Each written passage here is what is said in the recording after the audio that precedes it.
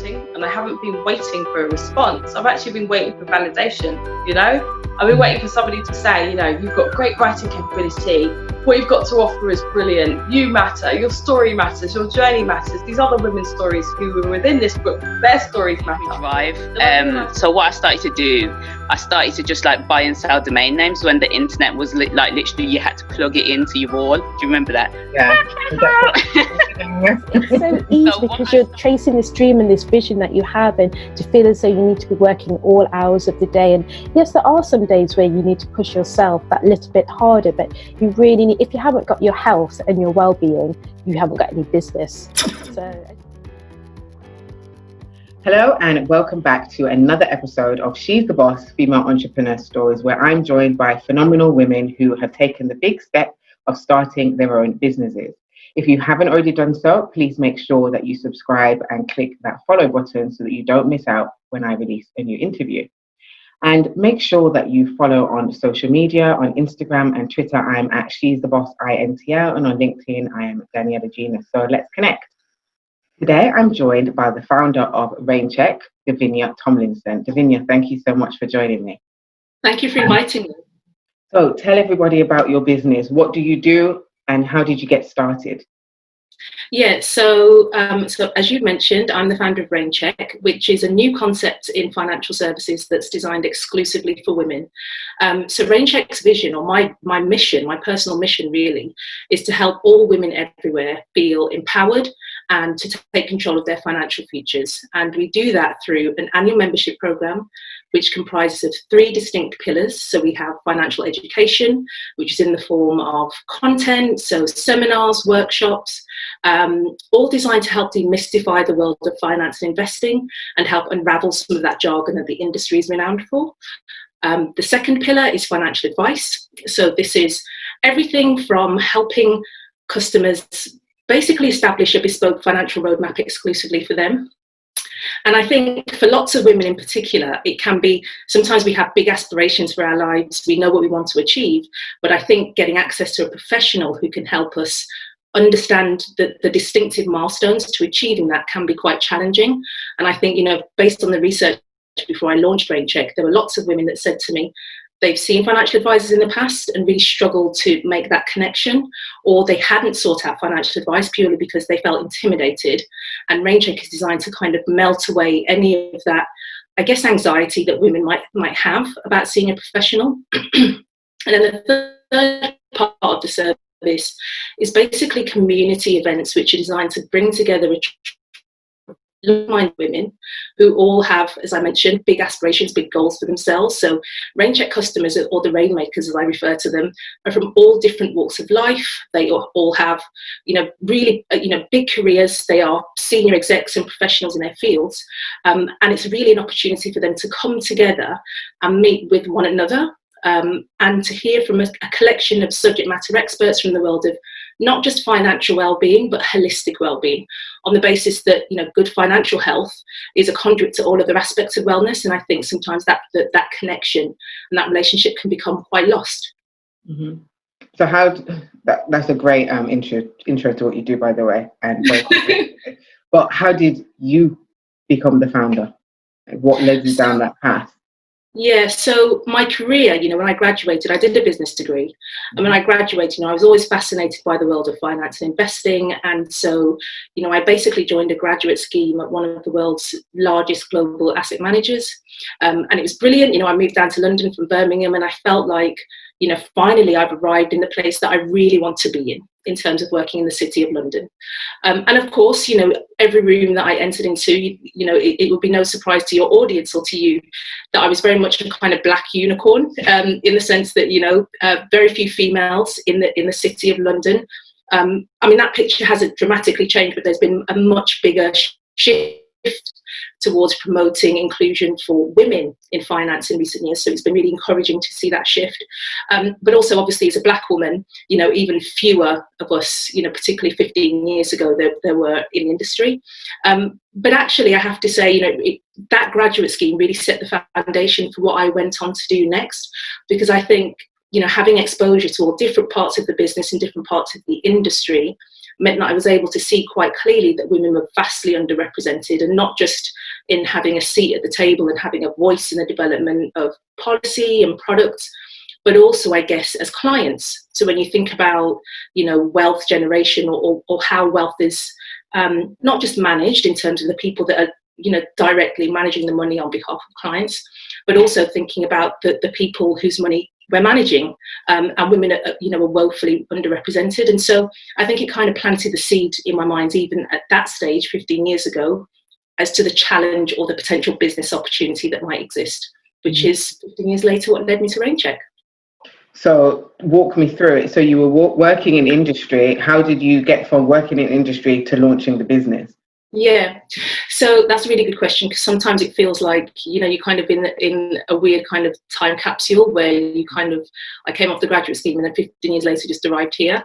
I guess kind of working backwards from where I am today, I think the seed was planted on that graduate scheme, but I went on to do lots of other things before, all within the finance industry, but before I felt confident enough to launch my own business.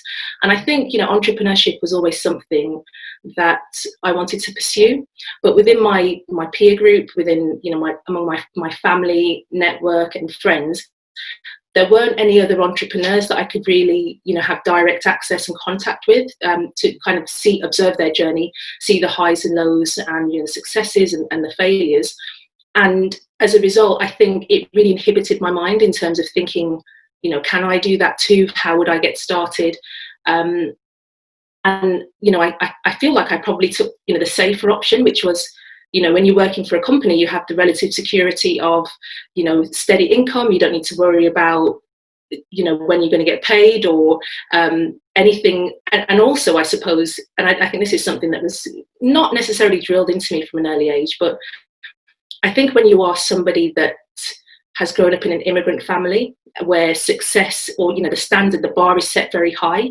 And within my family, that was very much the case. You're seen as somebody that is very diligent and conscientious and passes all of the exams and does the right thing all of the time. It can, as wonderful as that is, because it kind of pushes you to excel, it can also stifle you in other ways, in the sense that you are afraid to do anything that might have you veer off this golden path. And so I think that's definitely one of the things that impeded the extent to which I thought entrepreneurship was for me. And so one of the things that I think was the catalyst for me deciding, actually I'm now ready to step out on my own and build this business, was doing an MBA. And I know that MBAs are quite polarizing, and you have, there are various people that have very strong opinions about the utility of MBAs in the business world today. But from my perspective, I was always very clear as to my objective for pursuing an MBA. And for me, it was really about acquiring the confidence and the network to become an entrepreneur. And that was very much achieved as a result of me having done that. I started to, even through the process of developing different business concepts for my dissertation and testing them with other people. And of course, when you're doing an MBA, you are not working with on projects with undergraduates, you're working with other professionals who have vast amounts of experience in different industries. And you can almost test concepts in a safe environment in real time. And you benefit from the weight of all of these years of experience all in the same room, and with people that can be as harsh and as kind to you as you want them to be. And I think, it was during the MBA that I kind of cultivated the idea for RainCHQ and felt quite confident that that gap existed and that there was a niche in the market for something that spoke specifically to women, but in a non-patronising and non-condescending way, which I was very mindful not to do, particularly when it comes to conversations about money, because, when I think about RainCHQ's customer base today, as I mentioned, they're women from all different walks of life and careers, but the one thing that they have in common is that they're super ambitious, super smart. So the last thing they want is somebody developing a proposition that's specifically targeting women, but that tries to speak to them in a way that is undermining or patronising. Like the fluffy kind of stuff. Exactly. And I think, it's so funny when I was doing testing for RainCHQ, before I launched it, there were some women that were violently opposed to the idea because they felt like it would make them even more other, or that it was going to become, that I had in mind something that was going to be, branded in like pink, and be, excessively girly, when actually it was, of course, the mission is nothing about, branding is one thing, but the mission, I think, overrides all of that. So that, I think, it would really be how I kind of got from graduate scheme all the way through to today. And so it was after I got 2 daughters, and I come from a very matriarchal family as well. I think that's important to say, which is quite common in Caribbean families. I'm sure many of your listeners or viewers will be able to relate to that. Yeah, Caribbean culture is very matriarchal, and I think growing up and seeing, the very strong matriarchs in my family keep the family together but manage the money. And my gran was the very first person that I knew who had a financial advisor, even as someone that was from that generation who, we're a very working class family, but she was always very much focused on not just wealth generation, but wealth preservation as well, and intergenerational wealth transfer. So what legacy does she want to leave? And that's very much something that I think resonates with women very strongly, and is a message that I always carry through in my communications to RainCHQ customers. So I was excited to do this interview, and it's been like 7 minutes, if that, and I can now see exactly, because I knew what was coming. So you've just unleashed a load of questions that I'm going to have to try and remember in order so that it's not all over the place. So I completely understand this thing about the Caribbean matriarchal household, because I grew up in one.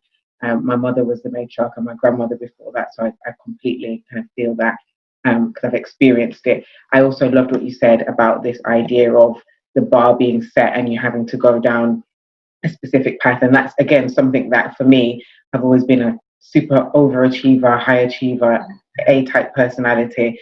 And it's because it was kind of instilled in me, it was that thing of you have to do better than I did. Yes. You have to go up a level. We can't be on the same level. And I've always been trying, I suppose, to strive to do better. And sometimes, I suppose, to the detriment of my own personal well-being, because I'm just going and don't necessarily stop. So that really resonated with me. I also started this business. This is my third business during my MBA. So in terms of the MBA, it was one of the best things that I ever did, and definitely in terms of boosting confidence. I can't think of anything. Game changer. Yeah, I can't think of anything better that I could have done, to be honest. Even though I ran businesses before, having that kind of academic framework and the networks, as you said, has been invaluable. So that's me talking. Questions. Growing up, did you always have an interest in finance / business? And if so, was that nurtured, or how did that come out? So I know for me, for example, I was always trying to make money through different means. Is that something that resonates with you? Is that something that you noticed about yourself or can reflectively look back and see? Yeah, I think for me, and I think, when I have conversations with my grandparents and, other people that are close to me in the family, I think that they were probably quite surprised that not so much that I pursued finance, the world of finance, but I think because I was always so studious and, bookish and conscientious and all of those sorts of things, I think everybody in the family thought I would become an academic. So, the idea of continuing professional development, and always, my granddad even said at my wedding, I remember him saying, okay, now it's time for you to stop doing exams, Dad. It's time for you to start a family, because lifetime now. Which was hilarious, because as much as they pushed me, I think they were so relieved, because they must have thought, oh God, like, what have we done to Dad? Like, we pushed her so hard now. We're not going to get any grandkids out of her. Mm-hmm. So I think for them, they were very much, maybe not surprised. I think any career option that I pursued, they knew that I would have pursued it to the farthest extent of my ability. So I would always have been striving to achieve the next level and the next level. Mm-hmm. And even my dad, before he passed away, I think my dad was completely unsurprised by me pursuing business, because he recognized, I think at an early age, that I was somebody that wanted to lead. Mm-hmm. And I think that's probably, I suppose the parallels between being an academic or being a professor in university and running a business are effectively you're having to lead and motivate and inspire people to to take action, or to open their minds or to develop their thinking. And so I guess in that respect, they were probably accurate. It's just, you know, the way it's manifested has been my own way. In terms of you joining the graduate program, you obviously, and the thing is, you answered the question before I asked it about being a Black woman, being the Black unicorn, so to speak, in the room. How did you manage that? Did it have an impact on how vocal you may have been, or did you continue that kind of striving to be the best in the room? Did you feel the pressure of representing Black people or women as well? How did that manifest? Yeah, you know, it's really interesting. I suppose to pick up on your latter point first, I before I think of myself as a woman, I think of myself as Black, which, you know, is probably a whole other debate. And so whenever I walk, particularly in this industry in which I operate, before we get onto the topic of diversity, my immediate thought is always race. And so whenever I walk into any room, I'm always thinking, exactly as you said, I am the representative, quite often the sole representative of all Black people. And I think it isn't something that I would necessarily say impeded me in my career or made me think, you know, I'm not being put forward for certain opportunities because I'm Black, or that I'm being held back or anything like that. I was always quite good at saying, this is what I want to do, and this is how I think I'd like to get there, and always quite good at seeking out mentors within the business. So that was always something that I did quite naturally, saying, you know, this is my plan for myself. How can I achieve that, and how can we work together so that I can achieve that? But I think in terms of my demeanor as somebody that, within my family, I would be considered quite introverted, which would be a big surprise to anybody that knows me. But within my family, because they're so wild and extroverted, I am, as I said, I'm the studious kind of nerdy one who just kind of sits in the corner and observes everything and isn't necessarily the most vocal. But I guess outside of that setting, you really realise, you know, all of the training and all of the rearing that you've had, you know, from childhood to adulthood, because I was always very good in the office environment, in speaking up and articulating a point of view. And I think it's at that juncture that I realised, okay, there is something about my Blackness that is not necessarily frowned upon, but certainly that has certain connotations attached to it. So, you know, that obviously there are all the stereotypes that we know about the angry Black female, or being scary. And that was something that I was always quite careful to make sure that I wasn't nurturing any of those kinds of stereotypes or playing into people's hands, which I don't think is something that people should be having to do so early in their career. I think really you should be thinking about learning as much as you possibly can, and, you know, developing to the next stage of your career, rather than thinking about your personal brand in that sense, or how do I come across, how will people receive me on the basis of my colour before I've said anything. And there are very obvious things, you know, there are certain microaggressions that we face even when it comes to, walking into a room and having changed your hair from the day before. So, you know, when I started in the city and I had a relaxer, but of course we change our hair all the time. So when I had braids, it didn't occur to me to think, how will my braids be received? You know, things like that. I have locks now. When I do public speaking events, it doesn't occur to me at all to think, I better not change my hair, or I better not do this or that because of that.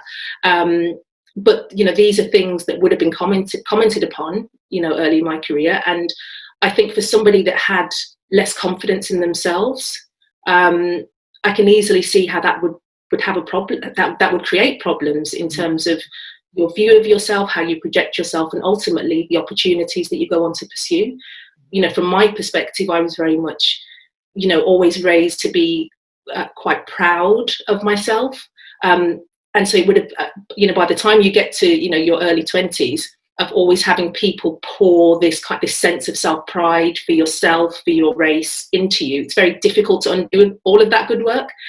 And so I didn't really suffer any of those challenges. But there were other people that I'd come across in my career who'd said to me that they really struggled with that, or struggled with, you know, for example, there was a guy that I spoke to who was in a meeting, and you know, they were doing a financing piece of work, and it just so happened that one of the counterparties was in Nigeria, for example, and he had to endure some really awful stereotypical slurs being hurled around the room and being laughed at in his presence, perhaps because they hadn't appreciated he was Nigerian, or they didn't care. And, you know, I think sometimes this is like the acceptable face of racism, because I think the people in the room perhaps would not have considered themselves racist, but that was what he had to face and was made to feel other as a result. Mm-hmm. It's interesting because I wouldn't say that I've suffered with it, primarily because I've pretty much ran a business since I finished my undergraduate. I worked for a year off and on, but within that year, one of the stories that I tell quite frequently, so the fact that you mentioned hair quite a lot, you can't necessarily tell now because it's wrapped up, but I have quite big hair, and I didn't used to consider, because the same as you, I was always raised as your hair is beautiful, you are beautiful, black is beautiful. It didn't occur to me when I entered the working world that people would pay so much attention to what I did with my hair. And I remember one of the last jobs, I used to change, like that 12 months after finishing uni, I changed job every 3 months. Literally, I would quit. And one of the last jobs, I very clearly remembered, throughout the period, I've got natural hair. My hair was in different natural styles. And then the last day, I straightened my hair. And for whatever reason, they decided not to continue my contract, even though everybody was very confused because I'd done a great job. And the lady that had been instrumental in saying they're not going to continue my contract, I remember seeing her on the last day and she said, "Oh, Davinia, your hair looks beautiful. It's a shame you didn't do it like that before." And I remember looking like, so that was probably, so that for me kind of reaffirmed in my head, okay, I'm not doing this anymore. I'm going to go and do my own thing where I don't have to deal with this. So yeah, it's interesting that it did. I think it is about that thing of, as parents, pouring into your children so that they have that inbuilt self-worth.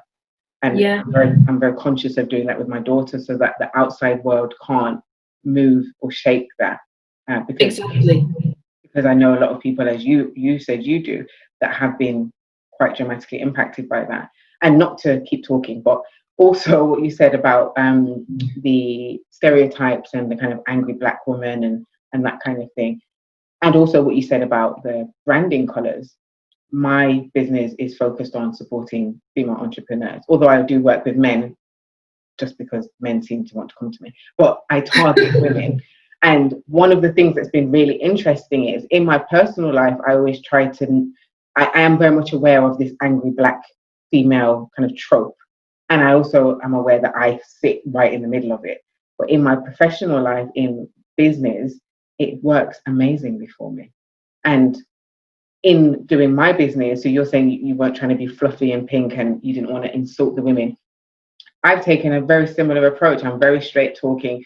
I'm very straight to the point. I'm quite blunt at times, but it works for my clients. But interestingly, outside of the business sphere, I am aware that people see me as an angry black woman at times. But in business, it works. Yeah. And it's become one of my kind of signature things, which is why my business is called She's the Boss, because people used to call me the boss lady because of the fact that I was quite forthright. And so it's interesting how that was something that you were cognizant of when you were starting your business and not undermining strong women who want to manage their finances better. Exactly. I think the idea of this angry black woman trope, exactly as you said, is something that, of course, it does us a disservice, but we rise up irrespective of that. Mm-hmm. And I think, there is a lot to be said for, a black woman's ability, notwithstanding all of the things that are said about us, to continue to shine, to thrive in certain settings that might be hostile towards us, because, quite often, with all of these stereotypes, there is always a genesis. So there's always, where did this come from? Mm. And it will have been because people don't just develop hostility in a vacuum. And the vast majority of the black women that are referred to as angry black women, it's because they are confident, they are forthright, all of the things that you said, which are actually really positive words. We are assertive, we will speak up for ourselves, we will speak up for others. And that's counterbalanced with, our nurturing ability, our ability to generate and promote community, and all of these things, which are just fantastic in business. And so I have just, I guess as a result of, if you grow up in the UK and you're from an immigrant or an ethnic minority background, then you have to, the only way to survive really and to be successful and to thrive is to learn to let all those things roll off you. Mm-hmm. which is what I guess we have both done. Well, yeah, definitely. I think that's very important. And speaking again about this concept of delivering your services in a non-fluffy way that actually really speaks to your clients. What were and actually you said that you were testing for the business whilst doing your MBA, and I think one of the things that I hear a lot of people say in the entrepreneurship space is you don't need academic qualifications, you don't need to do degrees, you don't need the certificates. But I think both of us have found value in doing that. And for me, the value was that opportunity as well to test my business, and you tested your business. How have you crafted, other than with the branding, how have you crafted your offer based upon the kind of research and the testing that you did on the MBA? What are some of the key things that you've implemented, if you don't mind sharing? Yeah, no, that's a really good question. RainCHQ was launched 2 years ago, and we're right in the midst of a huge fintech wave. So it's kind of, fintech has gripped not just the nation, but the world. And so, even now, obviously, at the time of recording, we're in the midst of this pandemic. And I saw a report recently that basically said, it's basically sounded the death knell for cash, because of course, nobody wants to exchange cash in shops or anywhere, really. Everything that we do is through contactless payments. And so fintech has really taken hold of the nation. People go out with just their phones quite often and make payments that way. And so when I was developing the proposition for RainCHQ, it was always in my mind that technology had to be involved somewhere, because I basically saw myself when I was thinking about who is the ideal RainCHQ customer and developing personas, and I thought, well, Dav, you yourself are one of the personas. You are a working mom, you are a professional, you want to seek out advice, you earn this amount of money, so you're kind of cash rich and time poor, all of these types of things. Do you have time to go and sit down in somebody's office and have a financial advice conversation? Probably not, but you still need the financial advice. So how do we make sure that we can use technology to break down those barriers to you receiving it? And so we've been using video technology right from the very start, which was always one of a key plank of the proposition, really. As I said, purely from that accessibility point. And again, thinking about RainCHQ, I always wanted it to be not just a national business, but an international business. Now, obviously, notwithstanding the various global and regulatory environments that we will come up against, in the UK at least, obviously I'm London-based, but RainCHQ customers are all around the country. I have a woman that is right in the Outer Hebrides, which is just mind-boggling to me, and we're still able to deliver her what I would hope is an outstanding service. And so technology has been a real facilitator in that. But I think, one of the things that has changed as a result of, when you get from your MVP stage and thinking, okay, what is my dream business? What do I want it to look like, and what do I think people might need? And, when I talked about us being in the midst of this fintech boom, robo-advice is something that has really kind of grown in popularity, which is effectively people being able to make their investments online or via an app. Very simply, you don't need a great amount of financial knowledge. So examples are Nutmeg, for example, which is the biggest one in the UK, but there are also a handful of others. And I really thought, what I want to build is the UK's answer to Ellevest. Now, Ellevest is a US-based robo-advice and financial advice platform. It's basically offering investment solutions through an app, but also you have the opportunity to speak to a human financial advisor too. And so in my mind, I was building this massive tech platform. And then when I started testing, I realized, so I did one-to-one interviews, I ran focus groups, and I did surveys, and then just kind of speaking anecdotally to people in the industry. And what I was hearing was that, yes, women want to invest, more of us need to invest, we need to think about later life. But robo-advice in particular doesn't perform very well when it comes to women. In fact, when you look at the stats, there's only, I can't remember how, in terms of billions of assets under management that the industry look after, but only 1 in 4 is managed on behalf of women. So women are just not, but when it comes to human financial advice, women are disproportionately more likely to pursue that. So if they have the opportunity to speak to somebody one-on-one, face-to-face, then they will do that, which started to make me think, okay, well, actually the business model isn't about trying to have this kind of remote and distant approach to it, where women can be very much, self-serving and DIY.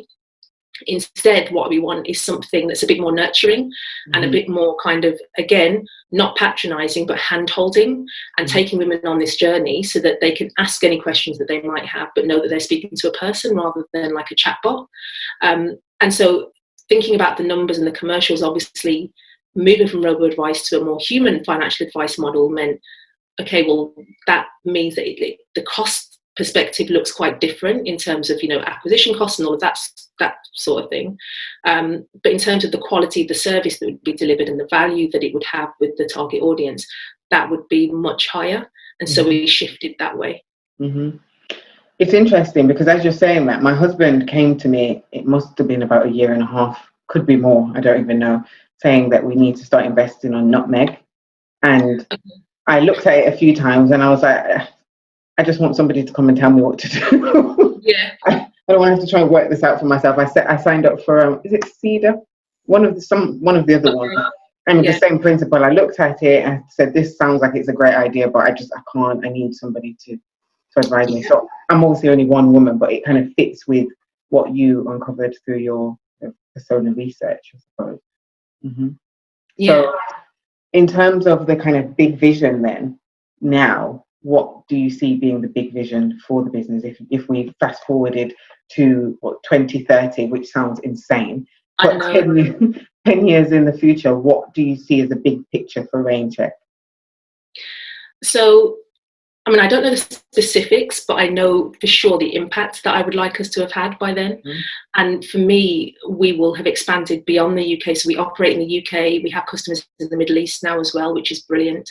And for me, it's not even when you think about the big global markets, of course, the US is a huge one.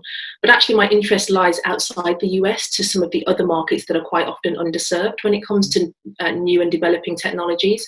So it's thinking about Asia as a market. So wherever there are big hubs of, the type of customer that would suit a proposition like this, again, as I said, cash rich, time poor, quite often moms or people that have caring responsibilities, whether it's within the home or elsewhere, but women that, are really ambitious, exactly similar to you, you're an entrepreneur. That's another big customer group that I have. But women that are building their own empires and want somebody and recognize the importance of paying somebody for specialist services on the basis that we can't do everything ourselves, but we want really good people to help us to get to where we want to get to. And so from my perspective, the big vision for RainCHQ is to go global and to help many more women and to almost have different chapters of having a Middle East chapter and, one in Asia, one in the Caribbean, one in Australia even, where you've got this kind of global rainmaker community of women. And wherever women go in the world, you will know that, if I have to move somewhere for work, I can meet up with a group of rainmakers and there will be some events that will be all about my holistic well-being, but with financial well-being at the heart of it. That's very much what I see happening. I love that. I can see it. I love when people are able to articulate a vision so descriptively because I can actually see that. I think that's awesome. So you've mentioned that you've got client bases in the Middle East now, and you've got customers all across the UK. How did you acquire your first big client? So the one that pays the most, I suppose. Well, the one that pays the most. Okay, so can I give you two examples? Because there's my first customer and then the one that pays the most. The customers that pay the most at this point are companies. So, I have, as much as the business is very much a B2C model, B2B is another revenue stream. So, I run workshops. So I have a financial advisor that will do the qualified and regulated financial advice. But obviously I have the investment qualifications to be able to run financial coaching workshops, which are not regulated, but are intended to provide kind of broad-based guidance and information about some of the practical steps that women might take to just establish the building blocks. And so I run those workshops in companies, and even now that's a model that's able to translate really seamlessly into a virtual setting, exactly as we're having this conversation now. I'm able to run those workshops with basically clients around the world, so that's brilliant. But my very first, and that is the corporate, I think the B2B side is the biggest earner, just because of the volume you're able to reach multiple people simultaneously. Mm-hmm. But then my very first customer, and I spoke to her just last week, because I do, periodically I'll check in and do a kind of feedback conversation with them. Mm-hmm. And so I went and did a talk at basically a women's network for a big advertising agency here in London. Mm-hmm. And it was my very first talk. I just launched RainCHQ. In fact, I don't even think I'd launched RainCHQ, so we were about 2 weeks away from launching. And I went there to talk to the women about them taking control of their financial futures, the business that I was about to build. And I literally just sat in the middle of this kind of semicircle of women. There were about 30 of them, really lovely. And I didn't have notes or anything. I didn't really know what to expect. At first, I thought I was going to have slides. And I just kind of sat there and talked to them about my journey and about motherhood and everything, my reason for setting up RainCHQ. And, left some information for them to follow up with me afterwards. And one of the women contacted me a couple of days later and said she'd like to join. And I remember when I sent out that first invoice thinking, she's not going to pay. Like, this is not. Oh my God. I can't tell you. When she paid that invoice, I don't even know. I was so excited. It felt like I'd won the lottery. I don't know if other business owners talk to you about when they get their first paying customer, that feeling. And I say to her all the time, you are such a special rainmaker to me because you were my very first one. And she's like, oh, and I'm like, seriously, she came to all of the events and everything. Mm-hmm. But she's just amazing. I'd never met this woman before. I think that's the other thing. Your first customer that's not your family, I think is super important. Mm-hmm. Mm-hmm. And always very special. Yeah. So yeah. I love the fact that you've got this name of Rainmakers. I think that's so cool. I love the sound of it. I call my clients the STB family, but it just doesn't have the same ring to it as Rainmakers. I love that. And yeah, I think for me, when I got my first, especially my first client with my first business, I had a very similar feeling. When I checked the bank account and saw that the money was in the account, I was like, I've been paid. And it was a really exciting moment for me. Like, they actually paid me. This is fantastic. So I can definitely, I can relate to that for sure. So you mentioned motherhood being part of your purpose. Tell us more about how you juggle, because I know for me, particularly, in fact, during the lockdown, because for me right now, before the lockdown, juggling motherhood and work and business and stuff was difficult, but in the lockdown, it's turned into like a huge challenge. How are you managing? I think with difficulty, let's be frank, because I have, two girls. One is 5.5, one is 2.5.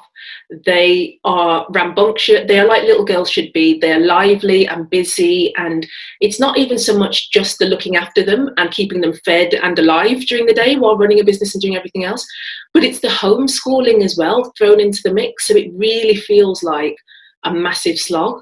And I think, so obviously we're probably in week 6, we started slightly sooner than that, so it was probably 7. Mm-hmm. And I kind of have ebbs and flows of different weeks of what my approach is going to be. And so it's kind of, sometimes, my style of working is to time block so that I know what I should be doing every period. Otherwise I'll just drift. I'll listen to a podcast and then find an hour's gone by and I haven't done anything. So I have to be quite disciplined with myself. But I think with the girls, I've had to let go some of that discipline, which I found excruciating at first. And there were many a night that I would just sit down with my head in my hands, like, today was a complete fail. Like, I've got no work done, and I don't even think I've got through all of the work that the school has set. So, that's a double fail. And then the next day, just kind of waking up, and so I reset every day. So I don't carry yesterday's failures or whatever into the new day, because otherwise, so I just, reset myself, start afresh, and then focus on the things that we can do. So I realized that if on a certain day, that's one thing, one piece of schoolwork, and I will have one client call, then I treat that as a win and just keep it moving. And then the next day try to do one additional thing. But yeah, it is a challenge, and I think it really requires you to have a supportive partner, because at this time you can't, when you don't have, I'm very dependent on my family in Birmingham, where I know that in the holidays I can say the girls are going to be in Birmingham with my family, so I can get loads of work done. And right now it's me and their dad just splitting it between us, and we just got to make it work. we're going to talk about this more offline, but I hear you and I feel you. It's interesting. The first week, and I'm looking now because I've got the board on I'm in the kitchen at the moment, on the kitchen board. It's got a plan Monday, Tuesday, all the way through the week, including the weekends, the homeschooling stuff she's going to do in the AM and in the PM, and who's going to cook the dinners in the evening. And by week 2, that had gone completely out the window. I time block. I'm so strict with the time blocking, and I'm always going on about time blocking. My 4-year-old daughter does not care that between this time and this time I've got this to do. She does not care at all. They laugh at it. Yeah, like, Mom, you doing work? And she'll close the computer, she'll walk off with my phone. She's hidden my phone several times. So I'll be like, okay, I'm not going to work on the computer. I'll just do stuff on the phone. She'll find it. No, it's not phone time. So the same as you, I've really had to just let go of all my kind of expectations of what was going to happen during the year. I went from having 2 client meetings a day to 1 client meeting a day. The only thing that I've kind of maintained is the interviews, because they're not as long, and because I can do them in the evening when sometimes she's in bed, but because that's not always guaranteed. But I think I love your honesty, because I think and I asked this question because there's a lot of stuff on social media, people saying this is great, this is the best time ever, and I'm juggling everything and it's so easy. And I think it's important that some people tell the truth. It's not easy. It's actually quite difficult. We are getting through it, but we need to be honest. This is not an easy ride. So it's hard. Yeah, it's very hard. Right, there is a lot of clients out there. Like, there's a lot of people doing the, look at me, I'm amazing, and I'm like, look, if I do one good thing, then that's a win. If I've done one thing today, that's a win. And if I've got them up and got them showered and they're fed all day, I'm treating it as a win. Me too. I'm like, it's 4 o'clock and she's not still in her pajamas. Something went well today. Yeah, no, definitely. Yeah. Sure. Mm-hmm. So, because otherwise, if I don't ask you the 3 pieces of advice now, I'm going to talk for another hour and then it'll be too long. So, 3 pieces of advice you would give to a woman watching, listening, who is really interested in setting up her own business. What would you tell her? So, the first thing that I would say is don't be seduced by all the people online, because again, entrepreneurship is trending, but don't be seduced by the people online saying, leave your job tomorrow and just start your business. I think there's definitely scope for keep your job so you can keep that steady income while you set up the business, and that is rough. Like, I make no mistake about it, it's not like it's an easy thing to do, but as much as you can test and refine and learn while you still have regular employment, unless you've for some women, people are at different stages, unless you've amassed enough savings to feel like, I'm okay, I'm good for a year, I'm good for 6 months, whatever.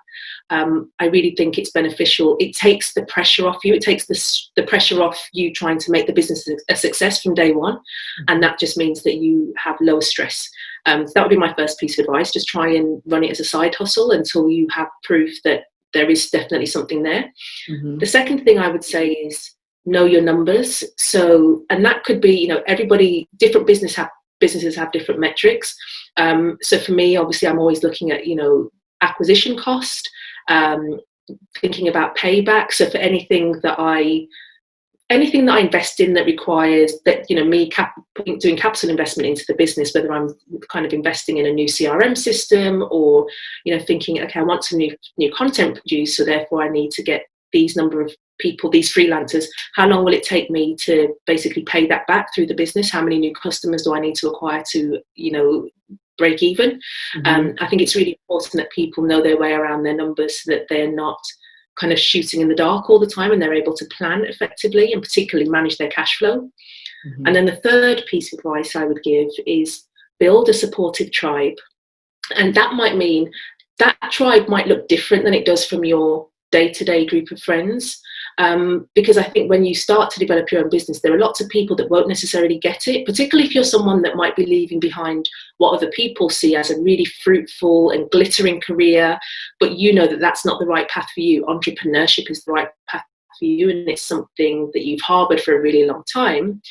Then you might have people say to you, I really don't think you should do that. I think it's a mistake. And if you have all of those detractors and all of that negativity in your mind, it can really, that's it's a hard enough challenge kind of motivating yourself to say, no, I'm going to take this leap. If you've got other people in your ear telling you all the reasons why you shouldn't do it, then you never will. So you want to surround yourself with people that are going to cheer you on and kind of motivate and encourage you. Obviously, they'll be able to help critique the business as well and what you're doing, but in a constructive and positive way. So they're the things that have really helped me. I think that's great advice, and thank you so much for sharing. And particularly, I always say about knowing your numbers. There's so many people that start businesses just because they came up with an idea, but actually don't have a clue about whether it's profitable, whether it's sustainable, what the break-even point is. They're just going with no real understanding of the finances. So I 100% agree with everything you said, but that point in particular, I think, is really important. Yeah. If people want to find out more about you and your business, what platforms can they find you on? So LinkedIn, we have a page on there, but the best one I think is Instagram. So you can follow us there at RainCHQ. That's RainCHQ, and then the website, RainCHQ.com. Awesome sauce. Thank you so much for joining us, for sharing your story. Really feel inspired and uplifted by that, and wishing you all the best. I can't wait till this vision comes to pass. I expect to be able to hear about the offices in Australia and in all of the places that you said. So good luck, and I look forward to continuing to following your journey. And thank you. And thank you guys for watching, for listening. As usual, please make sure you write a comment if there's anything that Davinia said that has resonated with you.